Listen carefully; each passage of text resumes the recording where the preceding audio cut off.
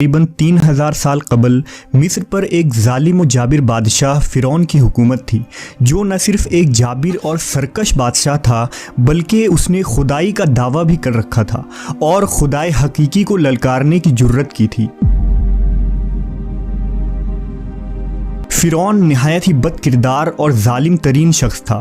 فرعون نے اپنی رعایا کو حکم دیا تھا کہ وہ اس کے آگے سجدہ کرے، اور جو کوئی بھی اسے سجدہ کرنے سے انکار کرتا وہ اس پر ظلم کے پہاڑ ڈھا دیتا، یہاں تک کہ اسے قتل کروا دیتا۔ اس زمانے میں اللہ نے اپنے سچے پیغمبر حضرت موسیٰ علیہ السلام کو مبعوث کیا، جنہوں نے بنی اسرائیل کو اللہ کی طرف دعوت دی اور انہیں جھوٹے خدا کی عبادت سے باز آنے کی ہدایت کی۔ لہٰذا خود فرعون کے محل میں موجود ایک خاتون نے موسیٰ علیہ السلام کے دین کو قبول کر لیا اور اس لاشریک اللہ پر ایمان لے آئی۔ اس خاتون کا نام مشاطہ تھا، جو فرعون کے محل میں خادمہ تھی۔ فرعون نے اسے اپنی بیٹی کی خدمت اور کام کاج کرنے پر مامور کیا تھا۔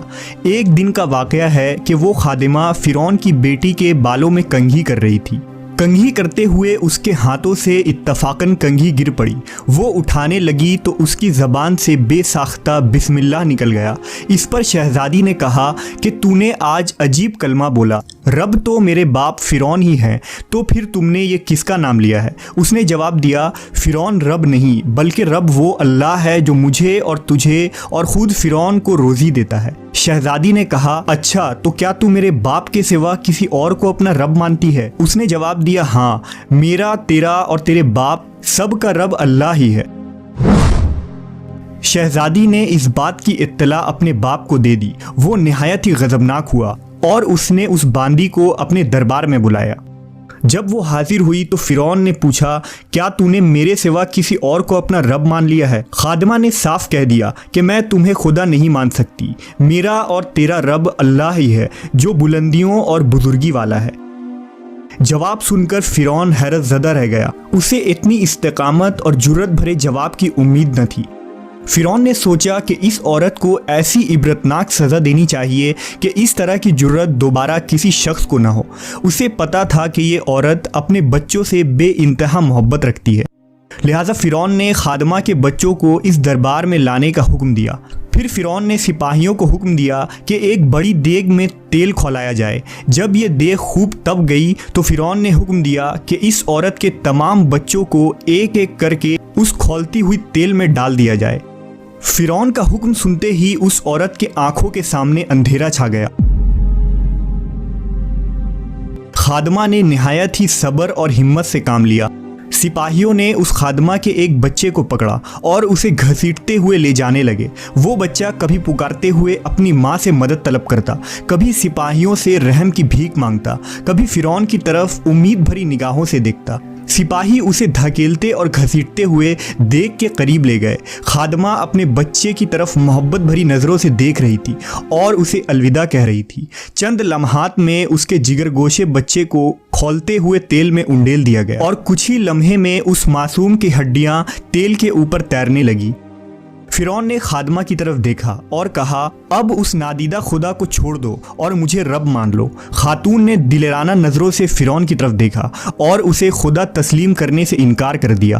فرعون اس ثابت قدمی اور ہمت کو دیکھ کر دنگ رہ گیا۔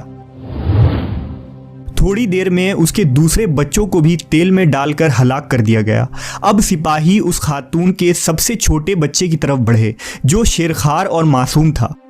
جب سپاہیوں نے اس بچے کو چھینا تو بچے نے زور سے چیخ ماری۔ ماں کا کلیجہ منہ کو آ گیا اور اسے ضبط نہ رہا۔ وہ زمین پر گر پڑی اور زار و قطار رونے لگی۔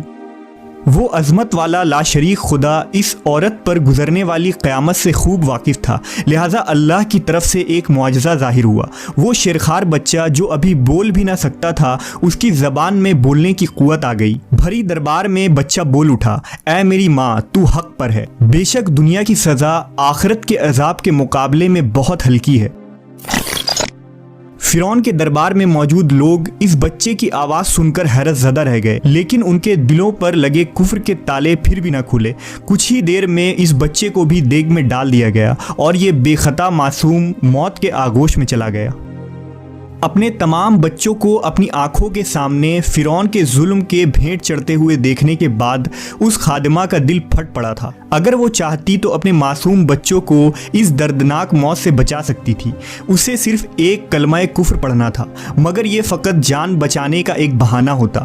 مگر اسے یقین تھا کہ اس کے رب کے پاس اس کے لیے جو کچھ ہے وہ اس ختم ہو جانے والی دنیا سے کئی زیادہ ہے۔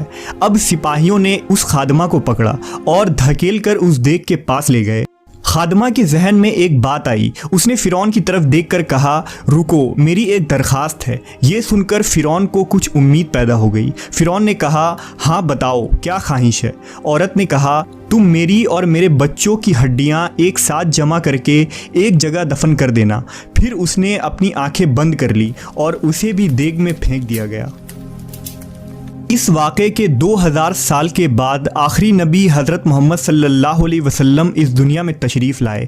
آپ کو ایک رات معراج کے سفر پر لے جایا گیا۔ معراج کی رات جب نبی صلی اللہ علیہ وسلم براق پر سوار ہو کر بیت المقدس پہنچے تو آپ کو مصر کی طرف سے ایک خوشبو آنے لگی۔ حضور نے جبرائیل سے پوچھا، اے جبرائیل، یہ کتنی اچھی خوشبو آ رہی ہے، یہ خوشبو کیسی ہے؟ جبرائیل امین نے عرض کی، یا رسول اللہ، فرعون کی ایک باندی تھی جس نے ایمان کے خاطر اپنے اور اپنے بچوں کے جانوں کا سودا کیا تھا۔ اس کے اور اس کے بچوں کے ہڈیوں کو جہاں دفن کیا گیا تھا، جس دن انہیں دفن کیا گیا اس دن سے لے کر آج تک یہ خوشبو آ رہی ہے اور یہ قیامت تک آتی رہے گی۔ بے شک ہم خوش قسمت ہیں کہ اللہ نے ہمیں ایمان کی دولت سے نوازا، جس ایمان کو پانے کے لیے لوگوں نے اپنی اور اپنی اولادوں کے جان کے نذرانے پیش کر دیے، جبکہ ہمیں کتنی آسانی سے یہ دین اور ایمان مل گیا۔